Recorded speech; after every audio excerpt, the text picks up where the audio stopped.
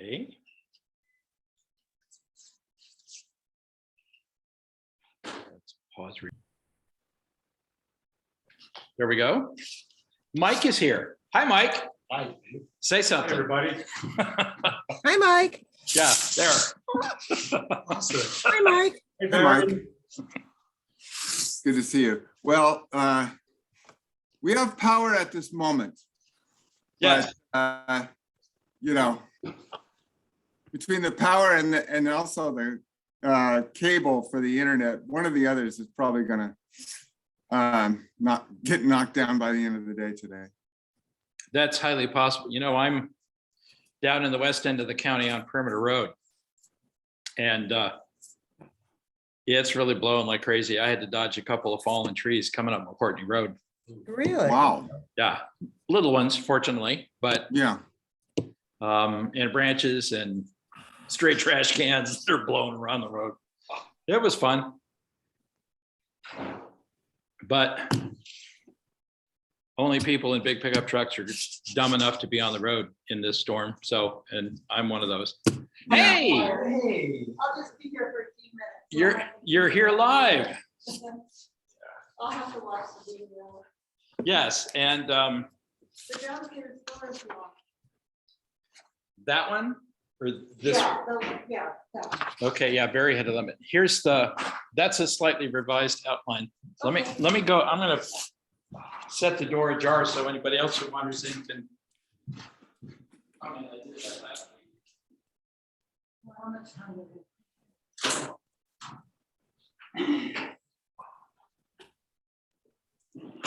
Yeah.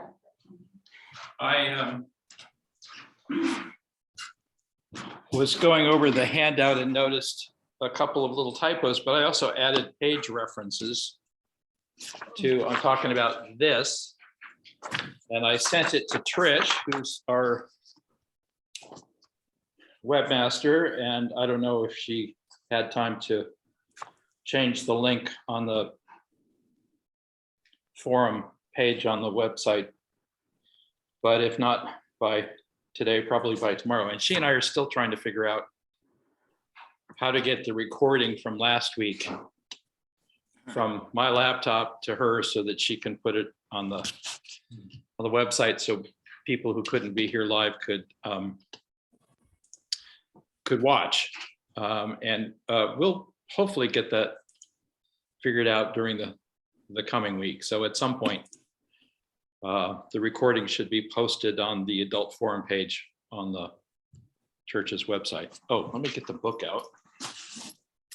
Now the page, also I should say, again, for those that may be watching this later, the page numbers on that handout refer to the PDF version, which is basically a picture of a printed book version. So people like my friend Rita, who's joining us from LA, and myself, who are reading it in the Collected Works version, they do no good whatsoever. Because the Collected Works uses, well, obviously the pagination is different because it's included in this whole volume, but Right. throughout the Collected Works, every paragraph is numbered. So you can refer to a specific paragraph to find, and that happens in this version in a couple of times in the text of the book, where Jung makes a comment, say in chapter 2, and there's a reference to when he picks up that thread again in chapter 4, for example. That's helpful. That's not in the printed version that was distributed by PDF. So Does your book have, my book has, I wouldn't say paragraph numbers, but section numbers, like 409 and 500. Does your book have that? yeah, which edition are you reading? Well, my Nook one. So Oh, okay. Well, those could be like, let me get it. those might be good references. So, yeah, see, Great. Yeah. your numbers might be references to the Collected Works pagination. I don't know. If you want to bring yours next week and we can compare that with, or you said it's a Nook version? I'm in choir, so I'm Oh. only here for 2 minutes. So I'll Okay. check the video. Yeah. Yeah, so because I'm assuming most people are using the PDF version that they could access for free, I'm mostly gonna use those page number references. And had I another screen here, I could pull up that version because I think the link probably has all of my yellow highlights in it. If you're wondering where the yellow highlights came from, they're my fault because they're things that I highlighted as I was reading it and I spent a good part of yesterday afternoon reading it again, and it just keeps hitting me. Oh my God, this is so relevant to what we've just lived through the last. I mean, look, that's a different type of book. Well, yeah, this is volume 10 out of the collected works of Jung, Oh, okay. and the undiscovered self is included in this volume. Oh, this is included in that one. Yeah. Okay, gotcha. Mine is bundled with, I forget the exact title, but dreams and symbols. So I thought I would just read that also. Take a picture of that. Of this one? Thank you. Yeah. Yeah, I have over the years when I was in school, acquired the entire collected works. Mostly, as I said last week, there was a great used bookstore in downtown Ventura, which I would make a habit of visiting frequently. And I think I managed to find all but 3 volumes. And it's a 13, 14 volume set. So I filled in the last few missing volumes, purchased them new from the school's site.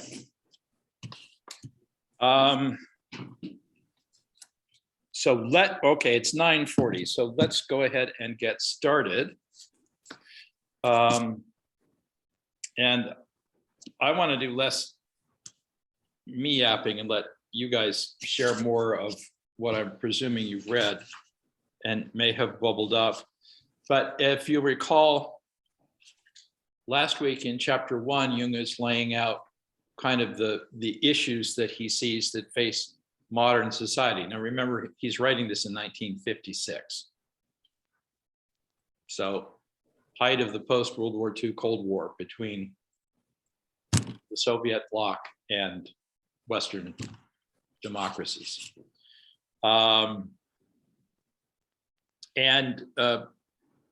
He's beginning, and this is the theme throughout the whole book, to present what he sees as the dangers that face modern society. The primary one, of course, is nuclear obliteration. Yeah. And he makes references more than once to that. So in chapter 2, as the chapter is called, religion is the counterbalance to mass-mindedness, because he sees the major threat to be what he calls mass-mindedness. Says, what happens when somebody powerful, like a Hitler, can harness the power of the state and get everybody to fall in line behind him, which of course, Western Europe has just lived through. And now he's seeing it in the Soviet bloc, in the communist nations and other dictatorships. And he says, religion is the one thing that is, how does the individual avoid being swallowed up in the mass? Most of chapter 2, as I reread it, he wants to make very clear what he means by religion. And he doesn't mean regular church going, right? Because he spends most of the chapter talking about there's belief in a creed, and then there's interreligious experience. And the two are not the same. And he says, those who rely on belief in a creed, that's just another version of mass-mindedness. But those who have had a direct experience with the numinous and realize that it's in here, not out there, they have some hope, because they realize that there's something more. Now, that's a gross, boiling it all down into a very small nutshell. So I'm going to be quiet and and because I'm looking at now 2 people over here and 2 people here. If you guys on screen want to say something, use the raise hand function. Sure. And depending on which version of Zoom you have, I've noticed recently that the little person that lives inside your technology box sometimes knows that you're raising your hand, and a little line will pop up on the bottom of the screen that says, it looks like you're raising your hand. Do you want to do that? Then you have to click yes for the icon. Now, I don't know if you've experienced that, but I am. If not, if you tap on the bottom of the screen where it says reactions, one of those is to raise hand, like I have just done. Right. That's what I noticed. There used to be a raised hand. Now I have to go to reactions to find Yeah. the button for the raised hand. Yeah, every time they update it, they make it Yeah. Yeah. more confusing. Okay, so if you guys will do that, and I will try to keep one eyeball on the screen here and another eyeball on Mike, and I'm sorry, your name is Sandy. Sandy. I'm sorry, I have to do, but You got, I'll check the video when it gets up there. okay, thank you, Sandy. She's got to go join choir. Oh, It's a shame. Sandy has, gone to the same school that you guys went to and everything, and knows a Did you lot go of. to Pacifica? What? Did you go to Pacifica Graduate Yes. Institute? I When, did. when were you there? I graduated in 96. Oh. 2 years. Okay, you were just ahead of me because I started in I '94. was in the master's. Master's in Okay, so have you gotten the emails from me via the Alumni Association? I did before the pandemic. I did it. Okay, yeah, I haven't done much since the pandemic. All right, we'll have to talk. Okay. See ya. Bye. There Found you another found it. alum, Rita. I know, you found a loan. That's right. Now you can have a party of 2, at least 2. That's right. Yeah, I was really glad that Sandy was with us because I'm kind of with 3 experts here now too. And so, it's great when you guys talk to each other because you have a lot of information and background that I just don't have at all. Right. Well, the reason Rita is here is because she and I got acquainted through the Alumni Association of that crazy school of Jungians in Santa Barbara that we all attended. Yeah. So, all right. So let's open it up, and I'm hoping a couple more people who were with us last week will rejoin at some point via the screen. I mean, I would have stayed home and done this by Zoom if I hadn't committed to being here in person, because the weather outside is really awful. Yeah. But anyway, so I just want to open it up to your reactions, assuming that you all have read this chapter. What hit you? What stood out? What did you find remarkable? Let me get back to that part in the text. Because I just, as I read this, practically every other paragraph I've marked, highlighted, underlined. I did I don't too. want My book is all underlined and has highlights on it. That Yeah. chapter. But I don't want to just, read quote after quote. Oh, yeah, Mike, can you get that? It sounds like somebody's knocking on the back door.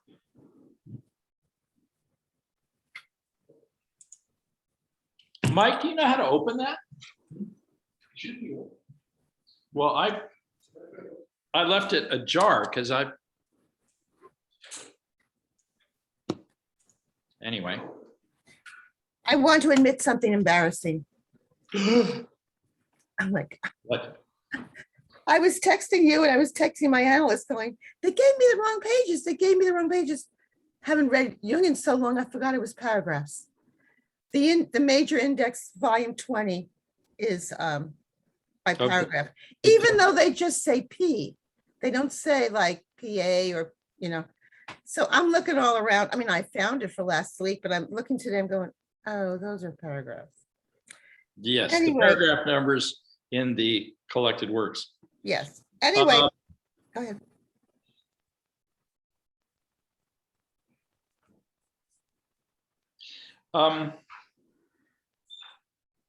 Well, again, I'm going to resist the temptation because there's a lot I can talk about, but I want you guys to have a chance. So thoughts, reactions, questions?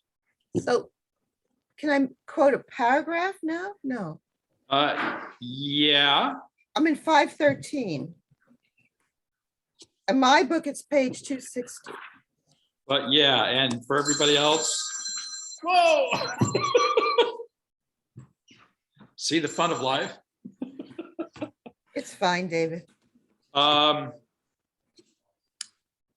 am not sure where that would be because I don't have the Okay. PDF version open in front of me. So, But for those of you who are, it's probably about 4 or 5 pages from the beginning of the chapter.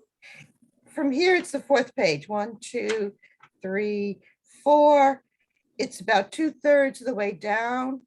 Right. The paragraph starts when the rationalist directs, but the sentence I'm quoting is the goals of religion, deliverance from evil, reconciliation with God, rewards in the hereafter, and so on, turn into worldly promises about freedom from care for one's family bread, just distribution of material goods, universal prosperity in the future, and shorter working hours. I love that sentence. Yeah, That's all we ever hear, right? sounds awfully secular, doesn't it? So you've got the goals of religion versus the goals of the state, Mm-hmm. and somebody's coming behind you. And as those two converge, and again, this is Jung making the point that when he says religion is the antidote to mass-mindedness, he doesn't mean what he might have called mass religion. Right. Because in some iterations of the faith as he knew it, there wasn't a whole lot of difference between adherence to creedal doctrine and adherence to state doctrine. Because in both cases, the person is sacrificing their individuality to become part of the commune. Whether it's Christian community or social community, still community, it's still a mass. Exactly. I mean, growing up Catholic in the 50s, yeah, it's a creed. You have to follow this. You have to be this mass. It's not the experience of God. It's following all the rules. I'm gonna take a slightly sidestep here. It's connected. Are you guys familiar with the so-called Christian community that is out of Germany? It's Steiner based. I've worked a little bit. It's you The work with Theosophists. yes, yeah, okay, but I've there's been Steiner and Theosophy since I was a okay. So you guys, undergraduate so there's a specific religion. They have church services and all. That's based on that. And what I found most interesting in looking at their literature is, what do we believe? Nothing at all. As a religion, we don't have a belief. As people, we have beliefs. But as a religion, there is no creed, zero. I thought that was the most unique thing I've ever read on any Christian website, because every Protestant denomination has this big, important, what we believe, here is our thing, So I thought that was quite an interesting contrast. And of course, this Christian community grew up, during the time of the 2 world wars and in Germany. So they were obviously persecuted by the Nazis as well. Well, it has a lot in common with early 19th century Unitarianism and the Unity Church that is around today. That is, it's a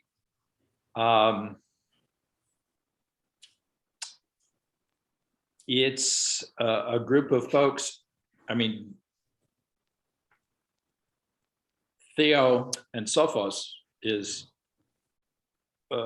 knowledge, wisdom from Sophia is the knowledge of God. And that's what the name literally means. And they were part of that group that said, you know, all the major world religions are valid. There's no one that's right or wrong or better than worse. They're all ways up the mountain. And at some point, Jung makes reference to that within his personal frame of reference. I noticed a couple of times he will talk about sort of the Judeo-Christian monotheistic religions of Judaism, Christianity, Islam, and Buddhism. He tends not to mention, Hinduism and other Eastern religions quite as much, although he's certainly familiar with them.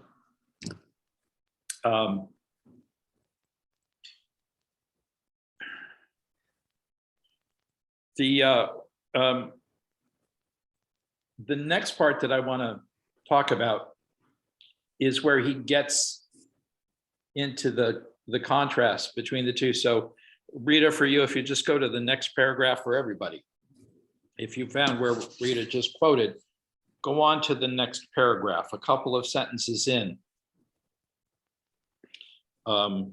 He says, I shall not enumerate all the parallels between worldly and otherworldly beliefs, but shall content myself with emphasizing the fact that a natural function which has existed from the beginning, he means a natural psychic function common to all human beings, what he would call the collective unconscious, like the religious function, cannot be disposed of with rationalistic and so-called enlightened criticism. Now, this is the contrast between faith and science. You know, the arguments over evolution versus creation and that kind of stuff, which he would regard as nonsense. You can, of course, represent the doctrinal contents of the creeds as impossible and subject them to ridicule. People like, who's the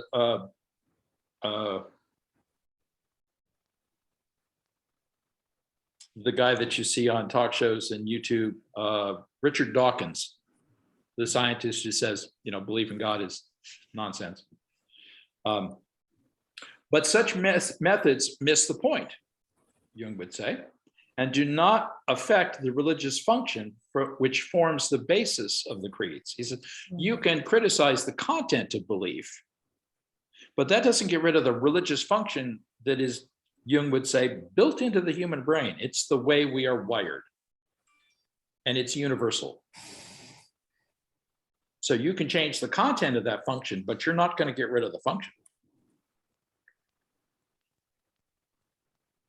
Religion, in the sense of conscientious regard for the irrational factors of the psyche. Okay, get that again.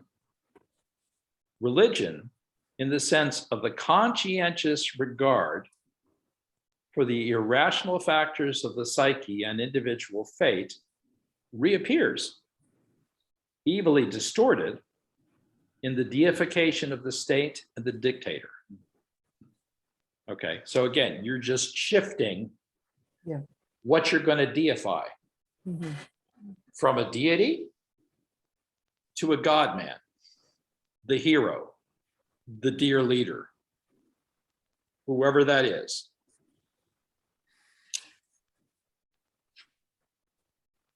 And then there's a Latin phrase, which is fortunately translated, you can throw out nature with a pitchfork, but she'll always turn up again. It's great. The leaders and dictators, having weighed up the situation correctly, are therefore doing their best to gloss over the all too obvious parallel with the deification of Caesar and to hide their real power behind the fiction of the state, though this, of course, alters nothing.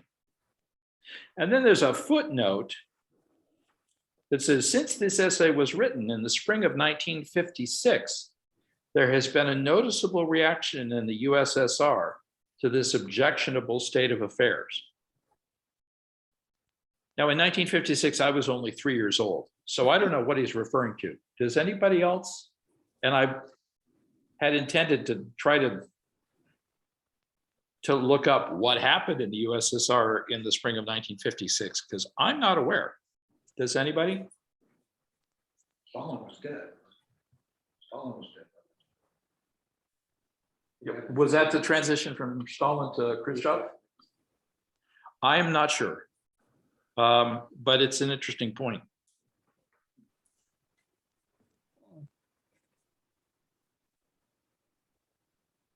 We're Somebody can sitting at Google it. You can Google anything. Somebody can Google it. Well, I did not take the time to Google it. Before the paragraph before we just started, so it's a long paragraph, which starts, when through mass rule the individual becomes social unit number so-and-so. So go down about halfway through that paragraph. He's talking about the ways in which people can be manipulated as a mass.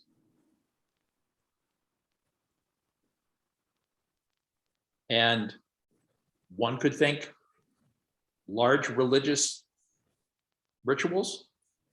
One could think political rallies. Mhm. One could think stadiums full of people at a football game. I mean, there are all kinds of ways in which people volunteer to become part of a mass and allow themselves to be emotionally swayed by that in which they are co-participants. Then again, Jung is highly skeptical of this because of what he and all of Europe has just lived through.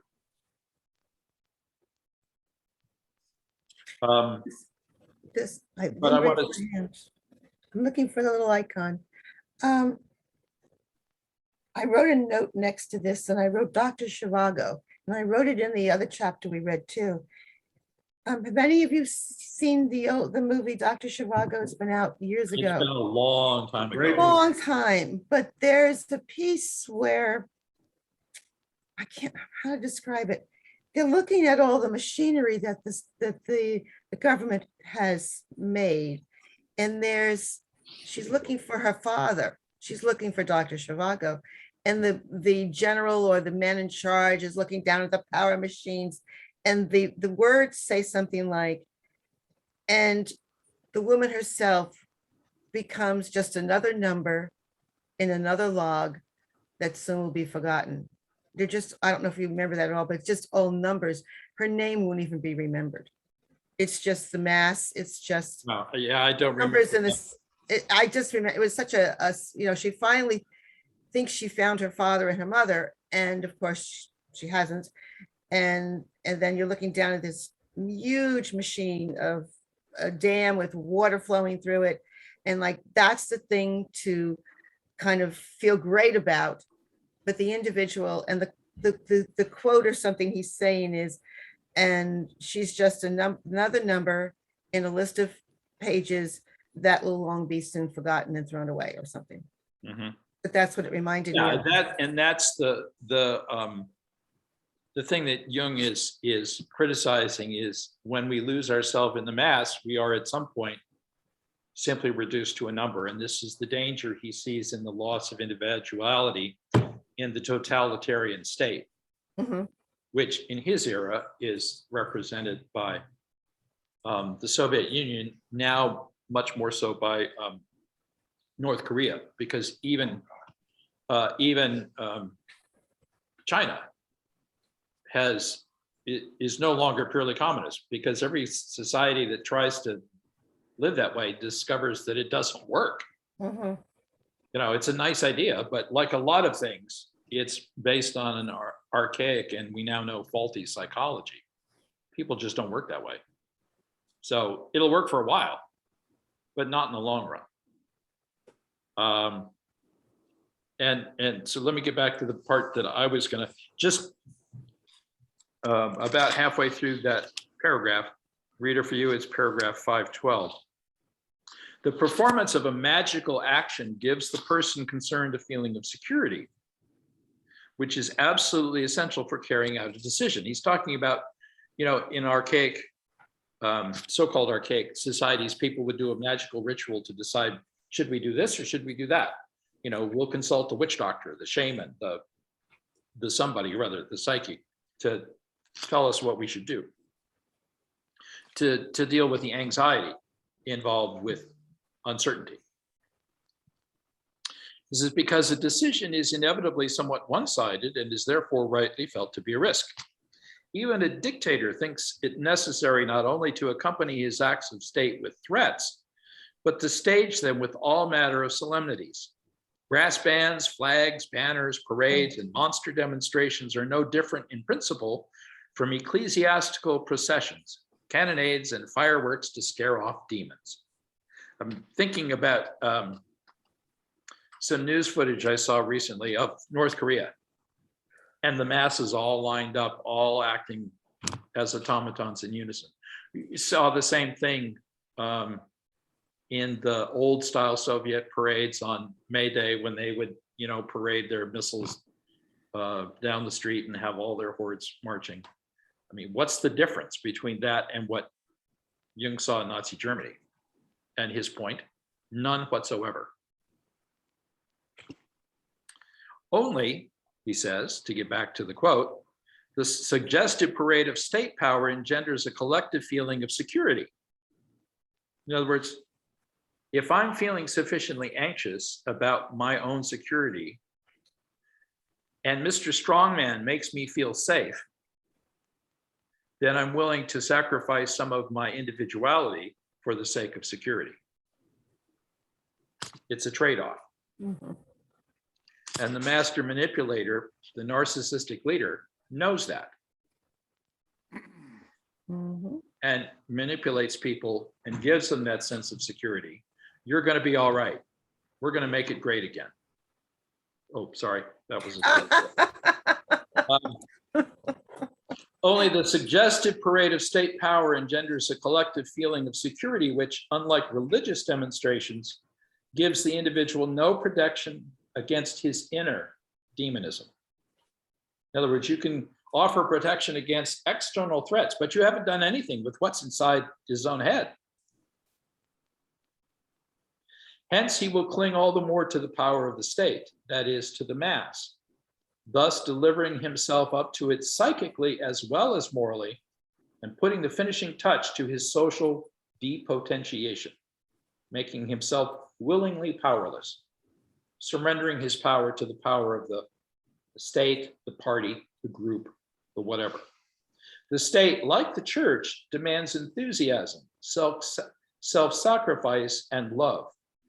And if religion requires or presupposes the fear of God, then the dictator state takes good care to provide the necessary terror.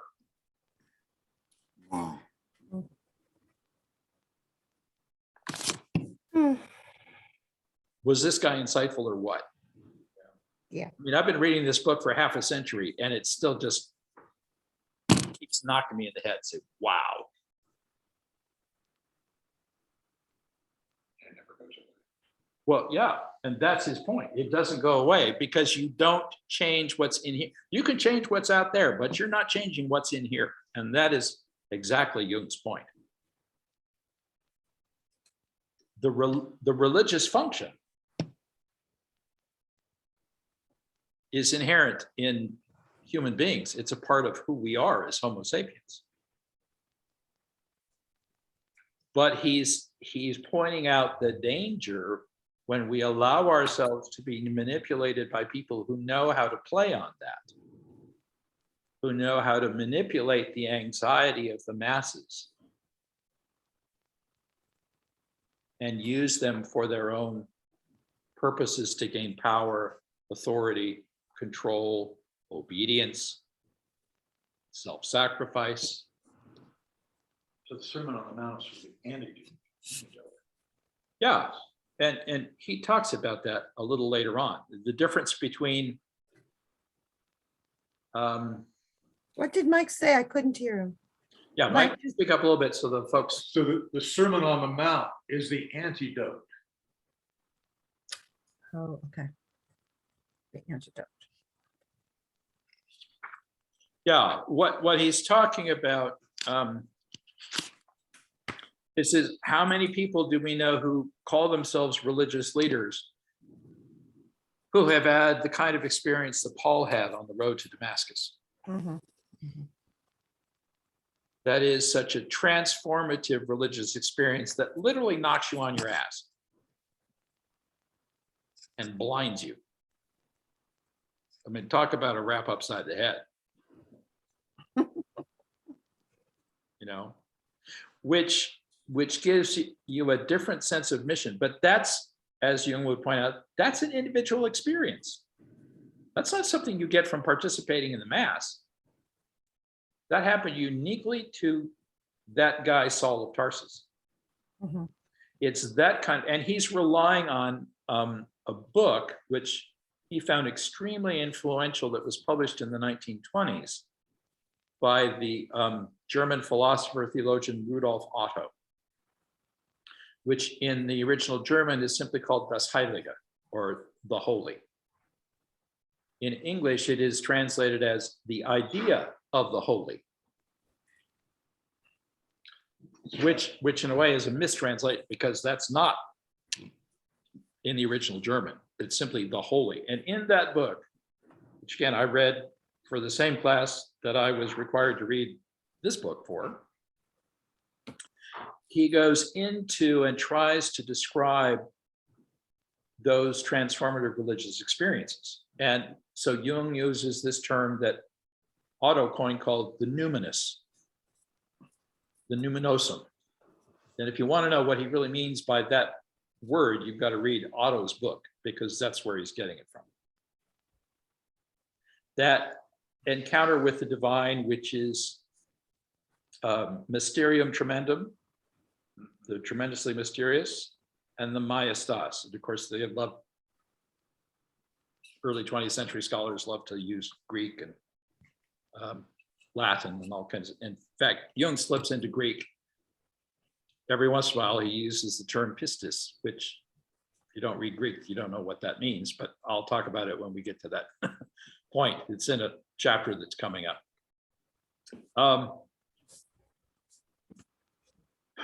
Okay, where was I going with that? Oh, yeah. So again, Jung is contrasting creedal religion, I believe, or the God said it, I believe it, that settles it. So I don't have to think, right? Which is the same thing that the citizen number so-and-so is the same thing. That what you were talking about, Rita, in Dr. Zhivago, the reduction of the person to a microcosm in a machine, Mhm. right?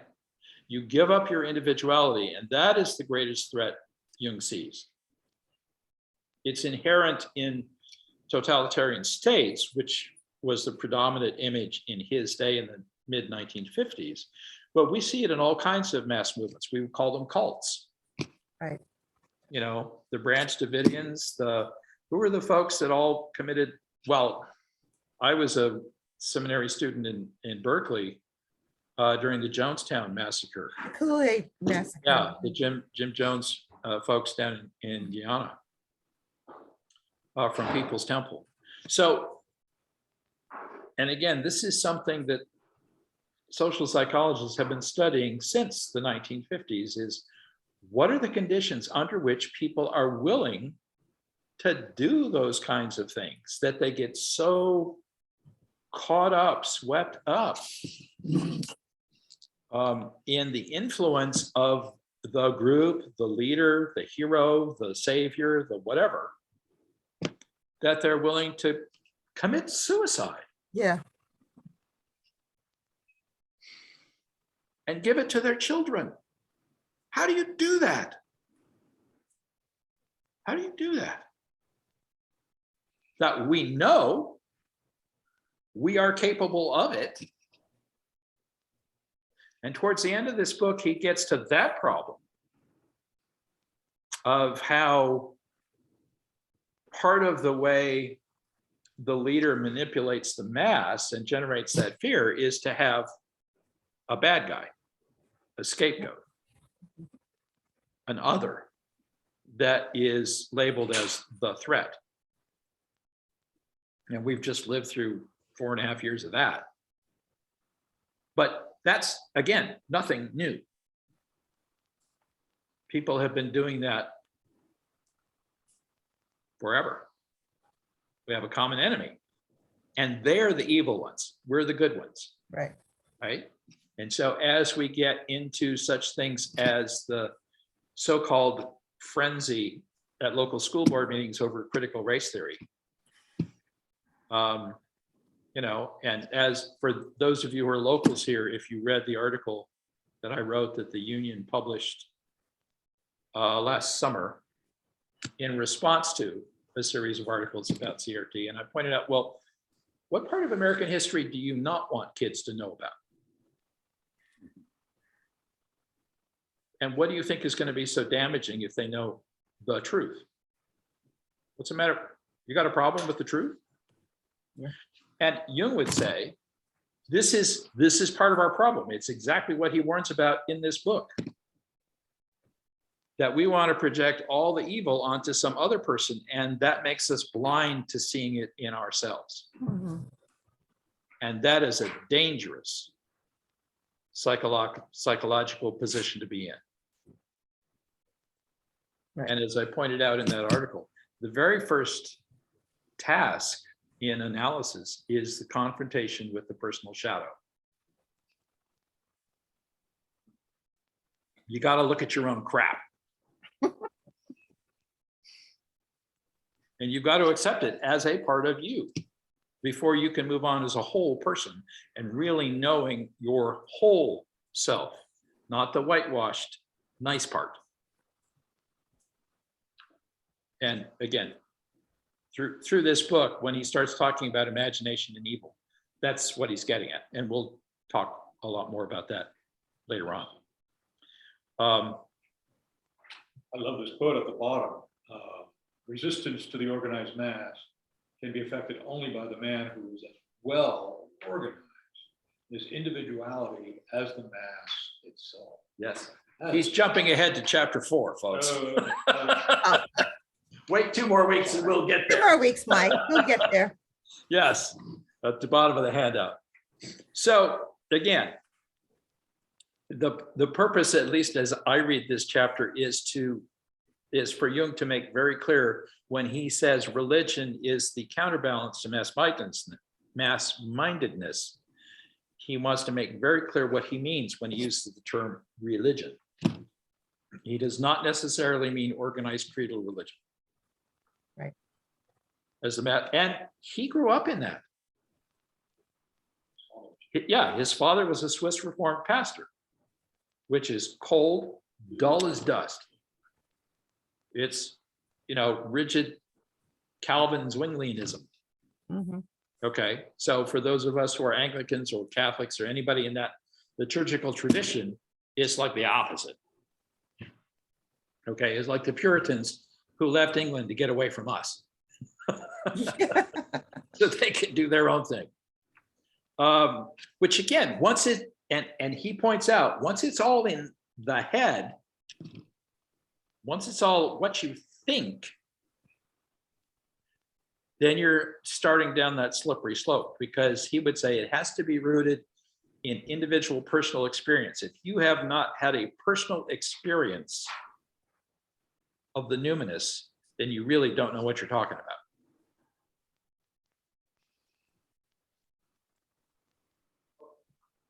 And he said, that's what I mean by religion, but it's an individual experience.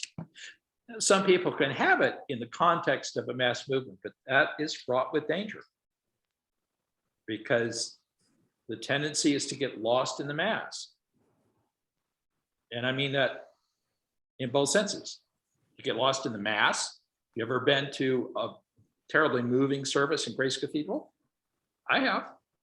Did I feel moved? Yes. Was it transformative? Maybe. For somebody, it could be. But it's not the same as Paul's Damascus Road experience, Jung would say.